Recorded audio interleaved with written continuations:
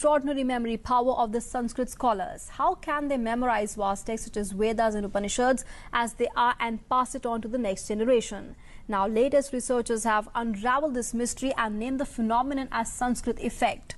Here's a Doordarshan News exclusive report on Sanskrit effect. Take a look.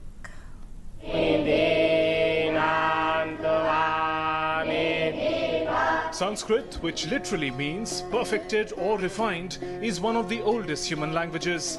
Sanskrit is also regarded the world over for its unique way of learning, in which large texts are memorized verbatim. The four Vedas, the Upanishads, all have been preserved through this technique. While world over civilizations built large libraries to store knowledge, in India, through the tradition of Sanskrit, all the knowledge was stored in the human brain and passed from one generation to another. Since ages, this has been a mystery to the world. Now, through modern scientific research, this mystery seems to be unraveled at last. A study on Sanskrit effect, which has been reported in the journal Scientific American, has claimed that memorizing Vedic mantras enhances the brain regions associated with cognitive functions such as memory. The term Sanskrit effect was coined by American neuroscientist and Sanskrit scholar James Hartzell. Hartzell studied Sanskrit at Harvard and Columbia universities and cognitive neuroscience at the University of Trento. He discovered that memorizing Vedic mantras increases the size of the brain regions associated with cognitive processes.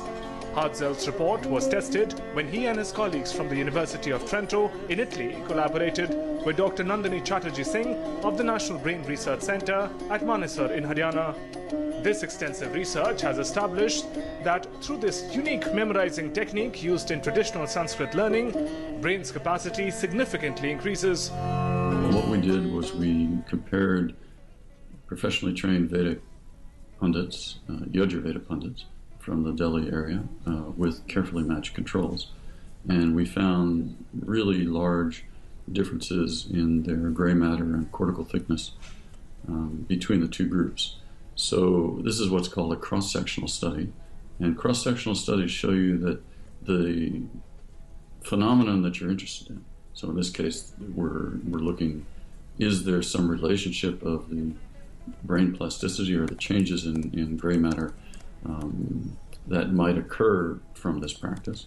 Can we see such a difference between, and the way you look for that difference is you compare the two groups. Brain के कौन से structures हैं वो बदले हैं औरों के मुकाबले, और यहाँ हम देखते हैं कि जैसे हम लोगों ने सोचा था कि हिपोकैम्पस या मेमोरी का वो हिस्सा जो है वो थोड़ा बड़ा हुआ था.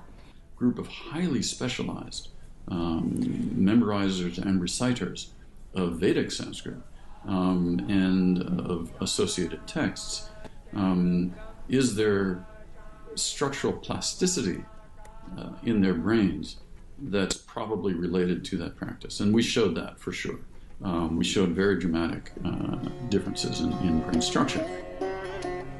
Now we have a scientific evidence to prove why Sanskrit is called the perfect or refined language. Sunil Joshi's report, DD News.